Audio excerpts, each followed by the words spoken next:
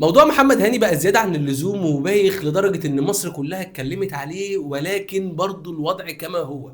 بس الموضوع بقى اوفر، يعني احنا عمالين بنزيد، يعني احنا مش ثابتين على مستوى سوق معين، لا. محمد هاني عمال بيشتغل على نفسه اكتر، فيزود من سوقه اكتر وبيبروزها بقى. يعني زمان كان بيغلط غلطات عادية وما كانتش بتبان، انما دلوقتي بيبروزها بجوا يا باشا، انا بغلط وهكمل غلط عادي خالص.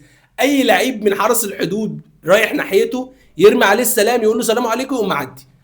ده بجد، ده بجد، ده مش افيه. اي حد بيعدي على محمد هاني يقول له سلام عليكم، يروح معدي من غير اي مجهود. يعني اللعيب ما فيش اي مجهود خالص. يعني محمد هاني ما فيش عصايه مقشه بيدافع فيها عن الجبل اليمين ولا اي حاجه خالص. يعني انا لو عديت جنب محمد هاني اقول له محمد هاني السلام عليكم، هيعديني عادي. يعني السلام عليكم محمد هاني. يعني الموضوع وصل لمرحله من البوخان ان احنا 10 سنين بنتكلم ان محمد هاني يا جماعه لا يصلح للنادي الاهلي.